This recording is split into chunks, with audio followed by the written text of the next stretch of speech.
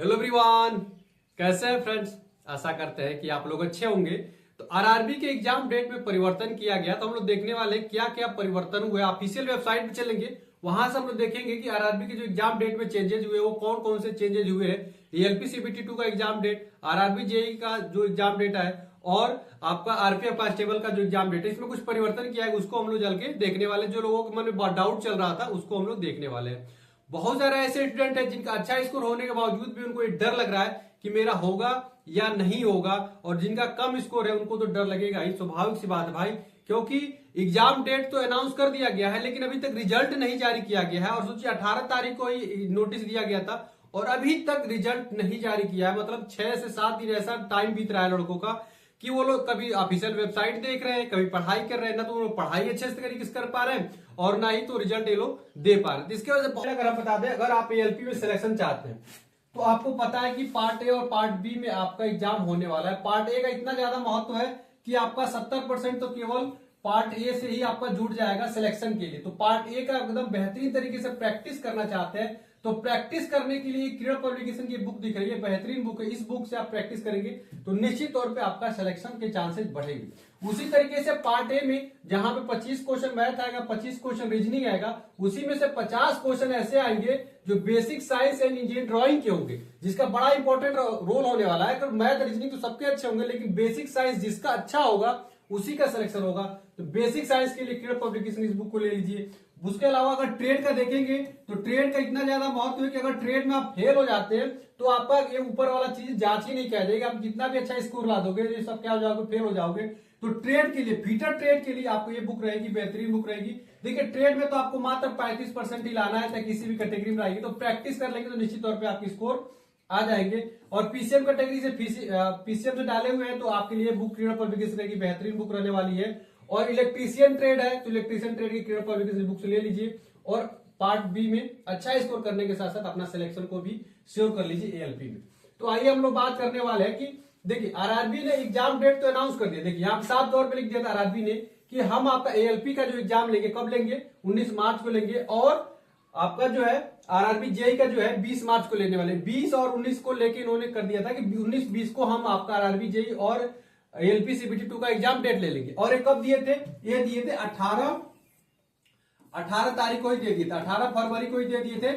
अब देखिए 18 से हम लोग आज आ गए, काफी आगे डेट में पहुंच गए हम लोग, 24 तारीख को आ गए हैं और अभी तक इनकी तरफ से रिजल्ट नहीं दिया गया। इसके वजह से हो क्या रहा है कि बहुत सारे ऐसे स्टूडेंट हैं जो बहुत ज्यादा कंफ्यूजन में, मतलब सोचिए एक तरीके से बारात की डेट फिक्स कर दी है लेकिन दूल्हा कौन बनेगा ये अभी अनाउंस ही नहीं किया जा रहा। इतना संयम बनाया जा रहा है कि लड़का खुद पे ही डाउट कर रहा है, यार मेरा होगा भी नहीं होगा। और सोचिए सिलेबस इतना ब्रॉड है, पार्ट ए का समझ रहे, पार्ट ए में इतना ज्यादा कुछ सिलेबस है, math reasoning basic science engineering drawing.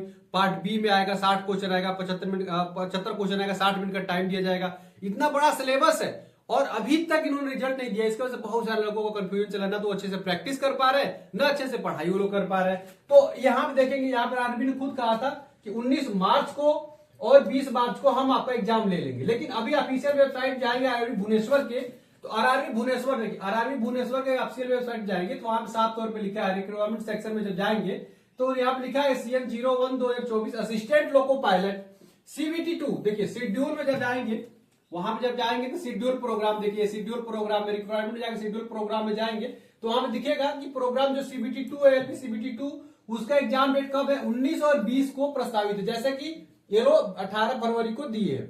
उसी तरीके से आरआरबी जेई में देखेंगे, आरआरबी जेई के भी 19 और 20 मार्च को एग्जाम डेट ये लोग दिखा रहे हैं कि आप इसी डेट में एग्जाम प्रोग्राम किया गया है। लेकिन जो चेंजेस हुए हैं वो चेंजेस यहाँ पे हुए। देखिए आरआरबी जेई का तो अभी भी 19 और 20 को दिखा रहा है, लेकिन सीएन आरपीएफ 02/2024 कांस्टेबल के लिए जो है वो देखिए 2 मार्च से 18 मार्च कर दिया, जो कि पहले क्या था कि 2 मार्च 25 से 20 मार्च तक था, 20 मार्च तक था। यानी कि 2 दिन क्या किया गया, अब आरपीएफ के एग्जाम डेट में क्या किया गया, कमी की गई है। और वही जो एग्जाम डेट में जो कमी गई आरपीएफ की, वही दिन जो है आपका आरपीएफ का जो डेट कम किया गया, उसी दिन में आपका एएलपी और जेई का एग्जाम करवाया जाएगा। तो अब तो 100% मान लीजिए कि अब आपका एग्जाम डेट तो नहीं बदलने वाला। आरआरबी ने साफ तौर पे क्लियर कर दिया, अब आपका जो एग्जाम होगा वो इसी दिन में होने वाला है। कब होने वाला है? तो अब इसी दिन में होने वाला है आपका जो एग्जाम है, वो इसी दिन में होने वाला है। 19 मार्च और 20 मार्च को ही एकदम 100% क्लियर हो गया कि आपका जो एग्जाम होगा वो इसी दिन में ही होगा। ठीक है, 19 मार्च और 20 मार्च को ही आपका एग्जाम होगा। अब बात आती है कि सर ये बताइए, इतना तो क्लियर हो गया कि हमारा जो एग्जाम होगा वो कब होगा, 19 मार्च और 20 मार्च को होगा। लेकिन बहुत सारे ऐसे लड़के हैं जो डरे हुए हैं कि मेरा होगा या नहीं होगा। देखिए, आपको डरने की जरूरत नहीं है भाई। मेरे साथ अगर लगातार जुड़े होंगे, काफी दिन से चले, तो मैं लगातार आप लोगों को होप बनाए रखा हूं कि आपको डरने की जरूरत नहीं है। अगर आप जनरल कैटेगरी में, ओबीसी में हो, एससी में और एसटी में हो, तो अगर मिनिमम जो मेरा स्कोर बताया गया कट ऑफ, अगर उसको पार कर लेते हो तो निश्चित तौर पर आपका सीबीटी 1 क्लियर हो जाएगा और सीबीटी 2 की तैयारी में लग जाओ। यार सीबीटी 2 जो है इतना आसान है नहीं जितना लोग समझ रहे हैं। आप सोचिए, अगर पार्ट ए जो है, पार्ट ए और पार्ट बी, ठीक है, पार्ट ए है और पार्ट बी है। अब पार्ट ए में तो मान लीजिए, पार्ट बी में 60 मिनट का आपको टाइम दिया जाएगा और 75 क्वेश्चन आपको दिए जाएगा। अब ये बताओ, 75 क्वेश्चन में से 35% तो लाना अनिवार्य है ना। अगर यहां पे ला दिए तो फेल कर दिए जाओगे, चाहे किसी भी कैटेगरी में रहोगे तो फेल कर दिए। तो पहले तो आपका अब प्रायोरिटी होना चाहिए कि ट्रेड बेहतरीन तरीके से तैयार होना चाहिए। ट्रेड में किसी भी तरीके से 35% लाना अनिवार्य, यानी 30 नंबर टारगेट लेके चलो। 27 नंबर है लेकिन 30 नंबर लेके चलो, इतना नंबर तो हमारा आना ही आना चाहिए। एकदम दिन रात जुट जाओ इस पे। अब ये पार्ट ए में जाओगे तो यहाँ पे 25 क्वेश्चन तो आपका मैथ आने वाला है, 25 क्वेश्चन आपका रीजनिंग आने वाला है और 50 question basic science and engineering drawing आने वाला है। तो ये भी तो एकदम आसान है भाई, इसकी भी तो आप प्रैक्टिस करोगे। Question basic science engineering drawing है। अब इतना जब ज्यादा सिलेबस है तो आपको प्रैक्टिस करने के लिए प्रॉपर टाइम इसमें देना होगा, तभी आपका सिलेक्शन होगा। अन्यथा होगा क्या कि आपको बहुत बड़े प्रॉब्लम में फंसने वाले हो। ठीक है, आरआरबी ने तो ऐसा फंसा ही दिया है कि इन्होंने इस तरीके से कोई मेंशन ही नहीं कर रहे हैं भाई कि कब हम अपना रिजल्ट देंगे, और रिजल्ट देने में इतना ज्यादा देरी कर दिए हैं। तो अब आपको मैं बता देता हूं आज की वीडियो से, अगर आप पे कितने नंबर आ रहे हैं तो आपको तैयारी करना चाहिए, नहीं तो फिर आपसे इतनी बड़ी बलंदर मिस्टेक हो जाएगी ना, जिसको जिंदगी में कभी माफ नहीं कर पाओगे। एकदम लास्ट टाइम चल रहा है, अब जी जान लगा दो भाई। जी जान लगाने के लिए अगर आप जनरल कैटेगरी में हो, और यदि आपके 35 नंबर आ रहे हैं ना भाई, 35 क्वेश्चन सही है आउट ऑफ 75, अगर 35 क्वेश्चन सही है ना जनरल कैटेगरी में, तो कोई भी दिक्कत नहीं भाई, मेहनत करो। अब ट्रेड भी पढ़ो, बेसिक साइंस इंजीनियरिंग ड्राइंग भी पढ़ो, पार्ट ए भी पढ़ो, जो इंपॉर्टेंट चीजें सब कुछ पढ़ो, अच्छे तरीके से कंप्लीट करो अपना।